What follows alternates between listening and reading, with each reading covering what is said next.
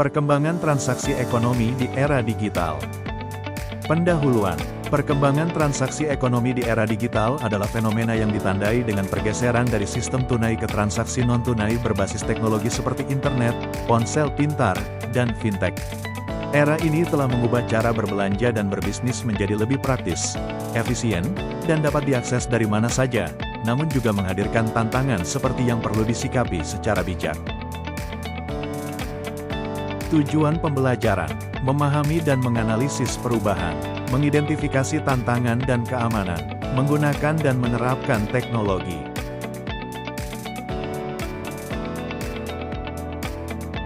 Bagaimana asal mulai terciptanya uang?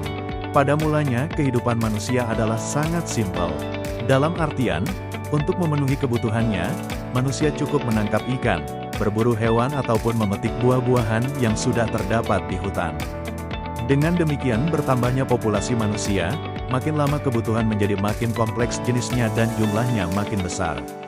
Oleh karena itu, tidak mungkin seseorang dapat memenuhi kebutuhan hidupnya sendiri.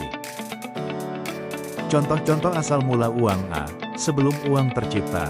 Pada zaman dahulu, manusia tidak langsung mengenal pertukaran, barter. Mereka akan memenuhi kebutuhan hidup dengan usaha sendiri, misalnya, berburu hewan atau tumbuhan ketika lapar dan membuat tempat tinggal maupun pakaian sendiri. Kemudian, seiring berjalannya waktu, manusia mulai menyadari bahwa segala kebutuhan tidak bisa dipenuhi hanya dengan mencari sendiri-sendiri. B. Munculnya alat tukar baru. Sejarah uang dilanjutkan dengan kemunculan alat tukar baru. Alat tukar tersebut dapat berupa benda bernilai tinggi, benda yang diterima secara umum, ataupun barang yang menjadi kebutuhan primer. Sebagai contoh, orang-orang Romawi menggunakan garam sebagai alat untuk membayar upah sekaligus alat pertukaran. Uniknya, sejarah ini menciptakan kosakata salary dalam bahasa Inggris yang berarti upah. C. Mulainya sejarah uang logam. Permasalahan pada alat tukar pada masa-masa awal membuat terciptanya uang logam. Logam memenuhi kriteria yang tidak dimiliki alat tukar sebelumnya. Mulai dari nilainya yang tinggi, tahan lama, mudah diangkut, serta dapat dipecah tanpa membuat nilai logam berkurang. Jenis logam yang cocok dijadikan sebagai alat transaksi, yaitu perak dan emas.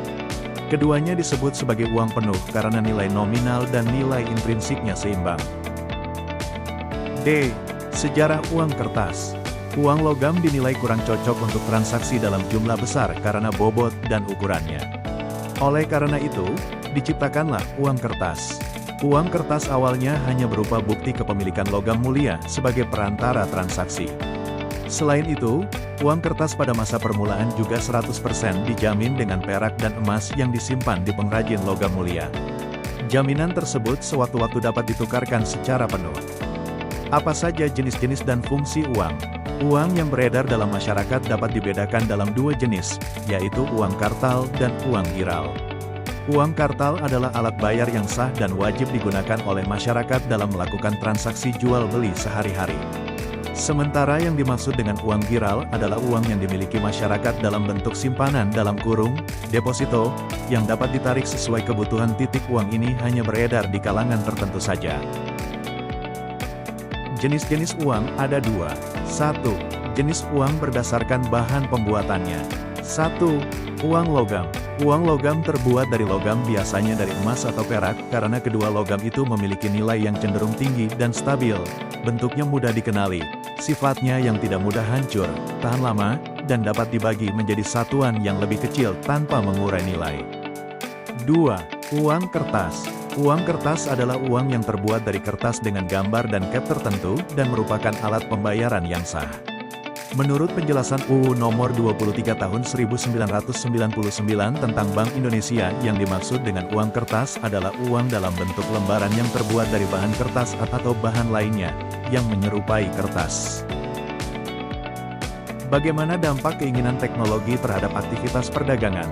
Dampak kemajuan teknologi terhadap aktivitas perdagangan sangat besar, mencakup peningkatan efisiensi, melalui otomatisasi dan e-commerce, perluasan akses pasar, menjangkau pelanggan global, dan perubahan model bisnis.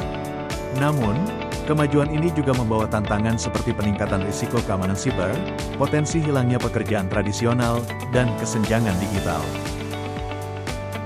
4. Bagaimana bentuk lembaga keuangan di masyarakat?